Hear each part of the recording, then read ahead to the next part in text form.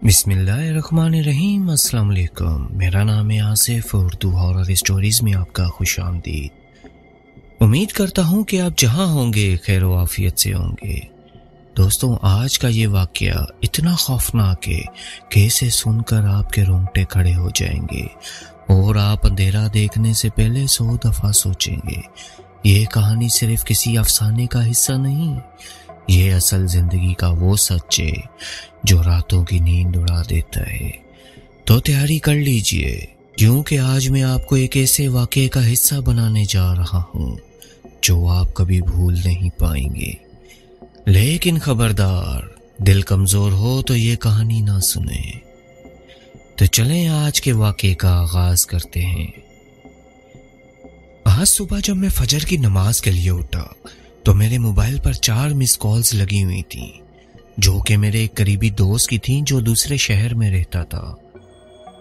मैंने घबरा कर उसको रिंग बैक की तो उसने बस इतना बताया कि यार मेरे एक अजीज हैं, उनको तुम्हारी मदद चाहिए, हम रास्ते में हैं, बस 2 घंटों में पहुंच रहे हैं। मैंने पूछने की कोशिश की कि यार मामला क्या है, सब खैर तो है ना। उसने बस इतना कहा कि आकर बात करते हैं और उसने मुझे तजस्सुस में मुब्तला छोड़कर कॉल काट दी। अब मुझे इंतजार था तो बस अपने दोस्त के आने का। तब तक मैं आप सबको अपना तारुफ करवा देता हूँ। मेरा नाम कदीर है, मेरी उम्र इस वक्त 55 साल है। पेशे से मैं एक गवर्नमेंट स्कूल में इस्लामियात का टीचर हूँ और अल्हम्दुलिल्लाह हाफिजुल कुरान भी हूँ। स्कूल के अलावा मैं असर से मगरिब अपने घर की बैठक में कुछ बच्चों को फी सबीलिल्लाह दीनी तालीम भी देता हूँ। अल्लाह पाक ने मुझे कुछ गैबी अलूम से भी नवाजा हुआ है, जिसको मैं इस्तेमाल करके लोगों का फी सबीलिल्लाह इलाज भी करता हूँ। खैर, अल्लाह अल्लाह करके मेरा दोस्त मेरे घर पहुंच गया। उसके साथ एक और भी शख्स था जिसकी उम्र 45 साल के लगभग थी, जो लिबास और दिखने में अच्छे खाते पीते घर का लग रहा था, पर उसकी सुर्ख आंखें और मुरझाया हुआ चेहरा साफ बता रहा था कि वो किसी अजियत में है और काफी रातों से सुकून से नहीं सो पाया है। मैंने उन्हें कहा कि खाने का टाइम है, चलो पहले खाना खाते हैं। मेरे दोस्त ने कहा कि खाना बाद में खाएंगे, पहले मेरे अजीज जिनका नाम असलम है उनका मसला सुन ले। मैं इस बात पर सर हिलाकर खामोशी से वापस अपनी जगह बैठ गया और वो शख्स यानी असलम ने पहली बार बोलना शुरू किया। कदीर भाई, मेरा नाम असलम है, मेरी 3 बेटियां हैं। मैं अपनी बीवी और तीनों बेटियों के साथ एक आरामदाह जिंदगी गुजार रहा हूँ। अपना जाती कारोबार है। तीनों बच्चियां अच्छे इदारों में तालीम हासिल कर रही हैं।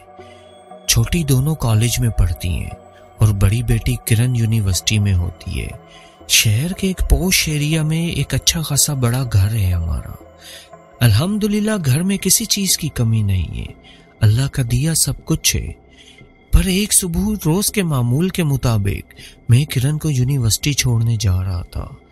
ड्राइविंग के दौरान मैं किसी से फोन पे बात कर रहा था। किरण फ्रंट सीट पे खुले बालों से दुपट्टा हटाए बैठी मोबाइल इस्तेमाल कर रही थी। आगे सिग्नल बंद था, मैंने गाड़ी रोक दी थी। मैं फोन पे बात करने के साथ साथ सिग्नल खुलने का टाइम भी देख रहा था। कॉल काट कर मैंने मोबाइल साइड पे रखकर किरण की तरफ देखा और कहा, बेटा 100 बार तुम्हें कहा है दुपट्टा सर से ना हटाया करो। किरण अपनी साइड की खिड़की से बाहर देख रही थी। मैंने लाशऊरी तौर पर इस तरफ देखा।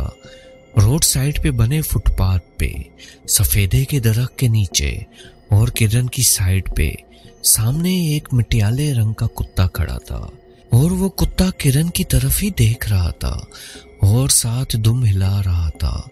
कुत्ते और गाड़ी के दरमियान बमुश्किल 7-8 फीट का फासला रहा होगा। मैं किरण की तरफ देखकर मुस्कुरा दिया, क्योंकि मेरी बेटी किरण पालतू जानवरों की बेहद शौकीन है। हमारे घर में 2 बिल्लियां, तोते और कई और पालतू परिंदे किरण ने अपने शौक की वजह से रखे हुए थे। किरण को इतने ध्यान से कुत्ते की तरफ देखता देखकर मैंने मुस्कुराते हुए कहा कि अब कुत्ता पालने की ख्वाहिश ना कर देना। किरण ने मेरी बात सुनकर मेरी तरफ देखा और मुस्कुरा दी। इस दौरान सिग्नल भी खुल चुका था। मैंने गाड़ी आगे बढ़ा दी। किरण अभी भी साइड मिरर से पीछे देख रही थी और मैंने गाड़ी की रफ्तार बढ़ा दी। 10-12 मिनट की ड्राइविंग के बाद यूनिवर्सिटी आ गई। मैंने किरण को उतारा और वापस चल दिया। अभी मैं घर के सामने ही पहुंचा था कि किरण की कॉल आ गई। मैंने कॉल अटेंड करते ही कहा कि नहीं बेटा, कुत्ता घर नहीं रखने देना मैंने। मगर आगे से किरण की घबराई हुई आवाज आई, अब्बू मुझे घर ले जाएं, मेरा दिल बहुत घबरा रहा है और मेरा सर दर्द से फटा जा रहा है। मैंने ये सुनते ही कॉल काट दी और जल्दी से गाड़ी मोड़कर यूनिवर्सिटी की तरफ रवाना हो गया।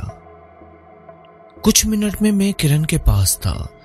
किरण बेंच पे बैठी थी और दोनों हाथों से इसने अपना सर पकड़ा हुआ था।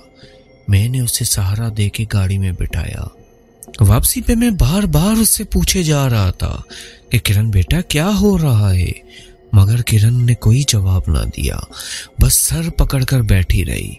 मैंने परेशानी के आलम में किरण की अम्मी को फोन करके कहा कि जल्दी से गेट के बाहर आओ, किरण की तबीयत ठीक नहीं है, हॉस्पिटल जाना है। मेरा घर हॉस्पिटल जाने के रास्ते में है। घर की गेट पर किरण की माँ परेशान खड़ी थी। गाड़ी में बैठते ही इसने सवालों की बौछार कर दी, मगर मैं खुद लाइल्म था। हॉस्पिटल का रास्ता अभी हम तय कर ही रहे थे कि किरण ने बेहद ऊंची आवाज में कहा, अब्बू अब मैं ठीक हूँ, अम्मी से कहें कि ऊंचा बोलना बंद करें और मुझे हॉस्पिटल नहीं जाना, मुझे घर वापस ले चलें। मैंने किरण से कहा, बेटा ये तो अच्छी बात है आपकी तबीयत ठीक हो गई है, मगर हॉस्पिटल में डॉक्टर से चेकअप करवा लेते हैं। मगर किरण ने मेरी बात काटते हुए सख्त गुस्से से चिल्लाते हुए बोला, अगर आपने गाड़ी को घर की तरफ ना मोड़ा तो मैं चलती गाड़ी से छलांग लगा दूंगी। मैंने किरण की माँ की तरफ हैरानी से देखा। वो खुद हैरानी से मुंह खोले मुझे देख रही थी। मैंने गाड़ी का लॉक चेक किया। गाड़ी ऑटो लॉक पे ही थी। मैंने गाड़ी आहिस्ता की और घर की तरफ मोड़ दी, मगर मैं हैरानी के साथ साथ दुख की कैफियत में भी था। मेरी बेटी ने मेरे साथ या अपनी माँ के साथ इस लहजे में कभी बात नहीं की थी। मैं हैरान था कि कुछ देर पहले किरण ने मुझे चाय बनाकर पिलाई थी। इसके बाद इसने यूनिवर्सिटी जाने की तैयारी की और घर से निकलते वक्त माँ को कहा था कि शाम को मार्केट जाना है, जहन में रखिएगा। और हम बातें करते करते घर से बाहर निकले थे। ये सब अचानक क्या हुआ है, मेरी कुछ समझ में नहीं आ रहा था। खैर इतनी देर में हम घर के सामने पहुंच गए। किरण को मैं अपने कमरे में ले आया और बेड पे लेटा दिया। किरण बिल्कुल खामोश थी। मैंने किरण के पास बैठकर इसके माथे को सहलाते हुए प्यार से कहा कि क्या हुआ मेरी बेटी को। किरण के माथे पे हाथ रखते ही मुझे एहसास हो गया था कि किरण को बहुत तेज बुखार है, मगर मेरी बात का किरण ने कोई जवाब ना दिया। इसकी माँ ने किरण का सर दबाना चाहा, मगर किरण ने वो भी ना दबाने दिया। वो बेड से उठी और कहा कि मैं अपने कमरे में जाना चाहती हूँ, और ये कहकर वो उठकर वहां से चली गई। मैं और किरण की माँ हैरान और परेशान एक दूसरे का मुंह तकते रह गए। इसकी माँ रोने लग गई कि मेरी बेटी को क्या हो गया है। मैंने कहा रोना बंद करो, लगता है बुखार इसके सर को चढ़ गया है। तुम परेशान ना हो, मैं डॉक्टर को जाके मिलता हूँ। यह कहकर मैं डॉक्टर की तरफ चला गया। डॉक्टर को मैंने किरण की कैफियत बताई तो डॉक्टर ने मुझे ये वजह बताई कि मुमकिन है कि मौसम की तब्दीली की वजह से उसको बुखार हो गया हो। आपको मैं मेडिसिन लिख के दे देता हूँ, ये मेडिसिन आप किरण को दे दें, इंशाल्लाह वो जल्दी ठीक हो जाएगी। खैर मैं घर वापस आ गया। घर आके देखा तो किरण की तबीयत बिल्कुल ठीक थी। हैरानकुन बात यह थी कि किरण को यह सब याद ना था। इसकी माँ ने जब उसे बताया तो वो भी हैरान हुई कि यह कैसे मुमकिन है कि वो इस लहजे में बात करे। मैंने उसे समझाया कि इसमें तुम्हारा कोई कसूर नहीं, जब बुखार सर पे चढ़ जाए तो इंसान को एहसास नहीं रहता। कदीर भाई मेरी आदत है, मैं जल्दी सो जाता हूँ। किरण को बाकी घर वालों के साथ बातें करता और टीवी देखता छोड़कर मैं सोने चला गया। मेरी आंख किरण की अम्मी के मुझे झंझोरने पे खुली। मैं बड़बड़ा कर उठ बैठा। दोनों छोटी बेटियां और किरण की माँ मुझे कहे जा रही थी कि देखें किरण को क्या हुआ है। मैं बदहवासी में किरण के कमरे की तरफ भागा। किरण अपने बिस्तर पे ऊंधे मुंह पड़ी थी। इसके हाथ पांव मुड़े हुए थे और मुंह से हूं हूं की आवाजें आ रही थी। मैंने किरण को उठा लिया। अजीब सी बदबू इसके वजूद से आ रही थी। मैं उसे उठाकर गाड़ी की तरफ भागा और कुछ देर बाद हम हॉस्पिटल में थे। मेरी परेशानी अब हैरानी में बदली हुई थी, क्योंकि जैसे ही किरण को गाड़ी में बिठाकर घर के गेट से गाड़ी बाहर निकाली थी, किरण ठीक हो गई थी और उसे होश आ गया था। और इस बार भी सुबह की तरह वो चिल्लाई थी कि मैंने हॉस्पिटल नहीं जाना, मैं बिल्कुल ठीक हूं। पर मैंने गाड़ी हॉस्पिटल में आके ही रोकी थी। डॉक्टर ने तसल्ली से चेक करके कहा कि किरण बिल्कुल ठीक है। डॉक्टर को जब सारा वाकया सुनाने की कोशिश की तो इसने मेरी बात काटते हुए कहा कि ये डिप्रेशन के दौरे होते हैं, आपकी बेटी को कोई टेंशन है, बाकी कोई मसला नहीं है। हॉस्पिटल से घर वापस आते वक्त मैं परेशानी में सोच रहा था कि क्या वाकई किरण को डिप्रेशन के दौरे पड़ रहे हैं। घर जाकर किरण की माँ तीनों बेटियों के पास उनके ही कमरे में सो गई। रात के न जाने किस पहर सोचते सोचते मैं भी सो गया। मगर सुबह सादिक के वक्त किरण की माँ ने मुझे उठा दिया। उससे इस बार बोला भी नहीं जा रहा था। इसके मुंह से बस किरण का लफ्ज सुनते ही मैं किरण के कमरे की तरफ भागा। किरण अपने कमरे के फर्श पे घुटनों पे सर दिए बैठी हुई थी। मैंने आगे बढ़कर उसे उठाने की कोशिश की तो मैं हैरान रह गया कि किरण के आधे सर के बालों से इसके घुटने बंधे हुए थे और पीछे के आधे सर के बालों से इसके हाथ पीछे करके बंधे हुए थे। मेरी दोनों छोटी बेटियां सहमी सी एक तरफ खड़ी थी। मैंने जल्दी से बालों की दोनों गांठ खोलने की कोशिश की, लेकिन हैरानकिन बात यह थी ना ही घुटनों के पास से बालों की गांठ खुल रही थी, ना ही हाथों पे बंधी हुई गांठ खुल रही थी। पता नहीं कैसे वो गांठ खुली। मैंने किरण को उठा के इसके बिस्तर पे लिटाया। किरण के वजूद से इंतहाई गंदी बदबू आ रही थी। कमरे में खड़ा होना मुहाल हो रहा था। जैसे ही मैंने बालों की गांठ खोली, किरण का जिस्म ढीला हो गया और इसके मुंह से आवाज आना बंद हो गई। इसकी माँ ने बताया कि मैं किरण के साथ इसके बिस्तर पे सोई हुई थी। मेरी आंख किरण के मुंह से निकलने वाली आवाज से खुल गई। मैंने देखा कि किरण फर्श पे इसी हालत में बैठी है। मैंने फौरन उठकर उसे उठाने की कोशिश की, मगर इसका जिस्म इतना वजनी था आप सोच भी नहीं सकते। बाकी दोनों बच्चियों को उठा के मैं आपकी तरफ भागी। ये कह के वो रोने लगी कि न जाना मेरी बेटी को क्या हुआ है। मैंने उसे चुप हो जाने को कहा। इतने में किरण ने आंखें खोल ली। मैं किरण से पूछने लग गया कि बेटा क्या हुआ है। इसने कमजोर आवाज में नकाहत भरे लहजे में कहा कि मुझे तो कुछ भी नहीं हुआ, बस जिस्म में बहुत दर्द है। मैंने इसकी बात सुनकर उसे दिलासा दिया, मगर मेरे जहन में आ गया था कि ये क्या मामला है। एक बात मैंने नोट की थी कि इस कैफियत में किरण के जिस्म से इंतहाई गंदी बदबू आने लग जाती है, मगर जैसे ही वो नॉर्मल होती है बदबू आना बंद हो जाती है। सुबह हुई, मैंने किरण की अम्मी से मशवरा करके अपने एक जानने वाले जो कि एक आमिल है उनसे बात की और उनको घर ले आया। उन्होंने हिसाब किया, किरण को देखा और कहा कि इस पे बहुत सख्त जादू किया हुआ है और इसका तोड़ ये है। मैंने कहा कि आप इसका तोड़ कर दें। वो काफी देर पढ़ते रहे। पढ़ने से फारिग हो के उन्होंने कहा कि अब ये ठीक है, अब दोबारा इसको कोई ऐसा दौरा नहीं पड़ेगा। सारा दिन खैरियत से गुजर गया। इस रात किरण की माँ ने सबके बिस्तर हॉल में ही लगा दिए थे। रात के किसी पहर मेरी आंख खुली। मैंने किरण के बिस्तर की तरफ देखा। किरण अपने बिस्तर पे नहीं थी। मैंने फौरन इसकी माँ को जगाया और उठकर किरण के कमरे की तरफ चला गया। किरण के कमरे की लाइट ऑफ थी। मैंने लाइट जलाई, मगर कमरा खाली था। हम मियाँ बीवी ने सारे कमरे चेक किए, मगर किरण कहीं भी नहीं थी। मैंने ऊपर वाले पोर्शन में कमरों को चेक किया, वहां भी किरण को ना पाकर मेरे ओसान खता हो रहे थे। परेशानी से मेरे कदम मनोवजनी हो रहे थे। मैं और किरण की माँ पागलों की तरह घर का कोना कोना छान रहे थे। हम निचले पोर्शन में पहुंचे।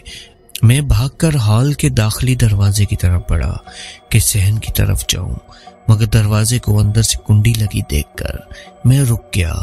इतनी देर में किरण की माँ ने कहा कि स्टोर में देखें। मैं इन्हीं कदमों से वापस मुड़ा और स्टोर की तरफ भागा, मगर स्टोर के दरवाजे की कुंडी बाहर से ही बंद थी। मैंने मायूसी से स्टोर का दरवाजा खोला तो इंतहाई गंदी बदबू मेरी नाक से टकराई। मैं इस बदबू को बखूबी जानता था। ये वही बदबू थी जो किरण के जिस्म से अक्सर आया करती थी। मैंने स्टोर में नजर दौड़ाई। स्टोर में अंधेरा था। मैंने लाइट जलाई, मगर किरण स्टोर में कहीं नजर ना आई।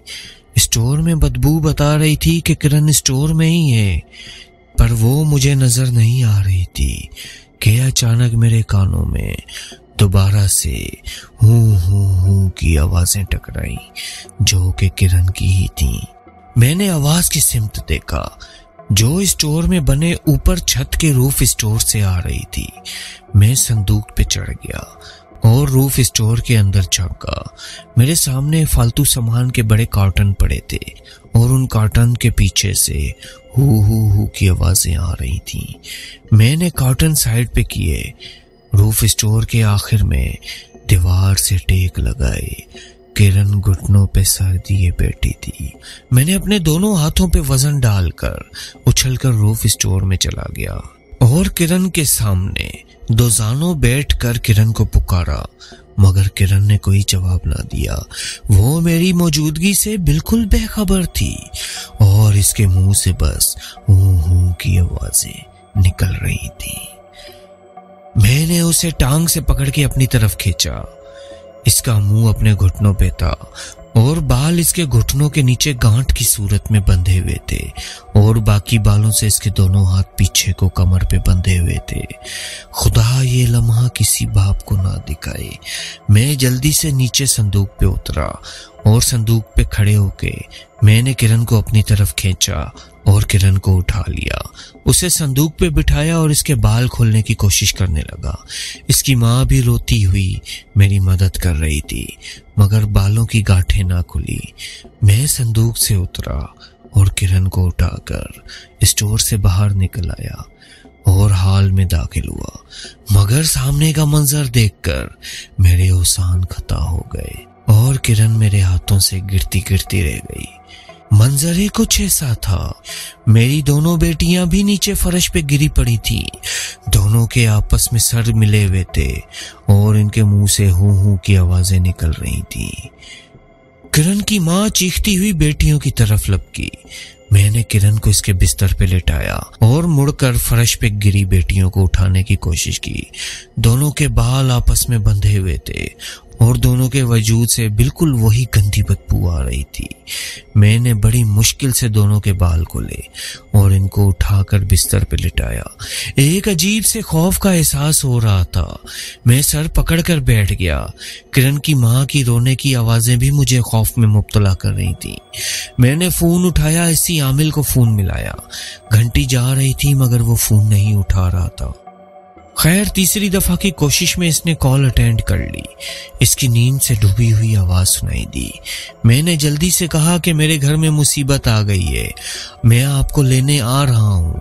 ये कह के मैंने कॉल काटी और किरण की माँ को तसल्ली दी और बच्चियों के पास ही रहने की ताकीद करके हॉल का दरवाजा खोलकर बाहर चला गया। हॉल से निकलते ही मेरी नजर सामने पड़ी और मैं खौफ के मिले जुले एहसास से ठटक कर रुक गया।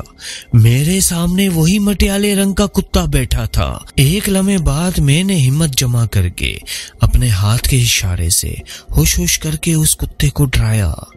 मेरे डराने पे वो कुत्ता उठा और बड़े आराम से चलता हुआ गेट की तरफ बढ़ा। गेट के पास पहुंचकर इसने छलांग लगाई और गेट के साथ वाली दीवार पर चढ़कर दूसरी तरफ कूद गया। मैं हैरान था कि ये कुत्ता कहां से आ गया। कुछ देर बाद मैं आमिल साहब के पास था। वो बेचारा मेरे इंतजार में ही खड़ा था। हम दोनों इसी वक्त वापस रवाना हो गए।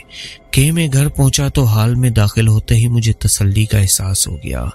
तीनों बेटियों को होश आ गया था और अपनी माँ से वो चिमटी हुई बैठी थी। आमिल साहब ने सबको दम किया, पानी पिलाया और पढ़ने बैठ गए। कोई आधा घंटा पढ़ने के बाद कहने लगे, मैंने हिसार कर दिया है, अब ऐसा नहीं होगा। मैंने आमिल साहब से पूछा कि आमिल साहब ये सब क्या माजरा है? तो वो कहने लगे, जादू की वजह से और कुछ नहीं। कुछ रिश्तेदार आपसे रिश्ता लेना चाहते हैं, ये सब इसी की शरारत है।